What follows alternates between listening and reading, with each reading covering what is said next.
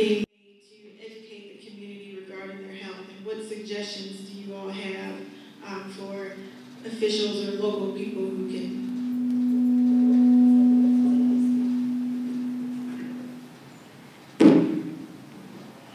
In terms of what needs to occur in terms of health literacy, part of what we have to do in this country is go through a paradigm shift. And that's a big way of saying we need to change our minds about how we interact and engage with our healthcare providers. I have say-so. It is my body. It is my health. I should have voice. So we've gone through a system of healthcare in this country where doctors were on the same level of God. Whatever the doctor said is what was so. And so what has happened, that began to make it so we didn't feel we had the right to question or dialogue with the doctor. And so what we are trying to do is move toward a patient-provider sharing and engagement, what is called patient engagement, to increase health literacy, so that I have a level of knowledge so that I can engage in a dialogue. Point of example, I go to urgent care dental because I'm too afraid to not be here tonight. And so I go, they take the x-ray, the dentist comes in, he lowers the chair, he gets the tool, and he begins to work on that. Stop. What did you find? What is the course of action? What is the recommendation? What's going on with me? The need to have dialogue with the patient to increase the health literacy and health knowledge so that the patient understands the condition in layman terms. So we really have to work, because when you have a profession that is not used to engaging with the providers, you're talking years of not having this type of communication. It has to be fostered, and you have to be trained in how to do that. You call it a bedside manner. We call it patient engagement and the requirement for increased health literacy. One of the things that I am doing and put on my bucket list for legislation for this coming session is that we're working with healthcare providers in the communities to enhance the curriculum of health courses, K through 12, health courses and physical education courses, not to increase the number of courses, but to improve the quality of the curriculum so that students, the children, and young adults can learn more about what they need to know about their own health. When I talk with the developmental disabilities, and I ask them, what can we do about your rising costs in your treatment? What can we do about it as far as prevention? And they indicate that one of the #1 issues that would be very helpful if we could prevent women from drinking alcohol when they're pregnant. So I think a lot of information like that needs to be repeated over and over again while we have a captive audience with our children while they're in school, K through 12, with courses that they already have to take, but we find that there's no standards in those courses, those health courses or those physical education courses. We need some standards, and I've been working with a group of professionals to help us improve the quality of those courses, to improve the health literacy of our graduates from high school. I just want to say one thing too. One of the other components of the Affordable Care Act is the plain language. And that is that many people go to the doctor, you get a pill, all I know is it's a pink pill and I should take it at either 4 or 6 or something like that. So much of the information that we will be getting from doctors has to be written in plain language. So when the doctor tells you that you have high blood pressure and the nurse comes in and asks you, do you have hypertension, and you don't know it, that's not plain language. So one of the great educational pieces is that much of the material has to be rewritten that we are giving to patients to be in understandable language, which will help greatly in the education process.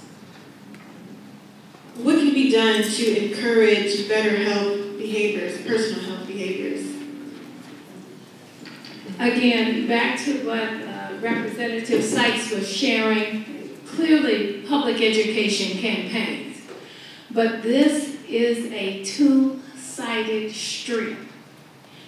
It's a two-way street. When we talk about the need for improved health and health behaviors, you go to the doctor, they tell you you have high blood pressure. They're going to automatically tell you you need to reduce fried foods, you need to increase exercise, you need to eat fresh fruits and vegetables, but you leave the doctor's office with this wonderful list of recommendations.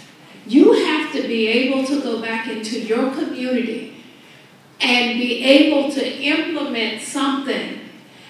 If I ride the public bus and I have to catch 3 buses to get to a store that sells lettuce, collards, cucumbers, if I don't have access in my community, this is what we call social determinants of health. It's what Commissioner Nixon was talking about. Issues related to poverty, education, employment, impact healthcare. I have to be able to implement the doctor's recommendation. So if I do not feel safe running and walking and gaining exercise in my community, what can City Council in this city of Akron do to increase access? That's why we have to broaden the leadership. It can't just be people like Commissioner Nixon and Ms. Yvonne and myself. It has to be businesses. How do we work with education? How do we work with the public rec centers to make them open and available? How do we work together across businesses and communities so we create a climate of health in our community? Not accidentally healthy, but intentionally healthy communities. She says it so good. But she's absolutely right, and I think she's right on target with where we're at. And when you go to the doctor every year. You may go, maybe twice a year for checkups. Maybe you have some condition and you have to go more often than that. Okay, maybe you've got something serious. Okay, all told, you may see the doctor 20 hours. Okay, maybe 30 hours, maybe 40 hours. How many hours are you at work every day? Okay, yeah, how many hours are you at work every year? You're talking about, 2,000 and some hours you're at work. There's more opportunity in the workplace for change in health behaviors than there is from your doctor. And I think that's what we're working very closely with the workplace wellness kind of initiatives in Summit County to try to influence that. When you come in the door, what's the first thing when you open the door to a new business? It's the elevator. Why not some stairs where you can go up, okay, where you can walk up? Why not, we talk about what's in the vending machine. You know what's in the vending machine in your work. That's not promoting your health. So there's lots of opportunities in the workplace, in the schools, which, don't have an agenda for health. I don't know where we lost that, but that's gone. And we need to work with the schools to reinforce, some playtime, some healthy food, some of these things that have been abandoned. I think that's a role we can play in influence poverty.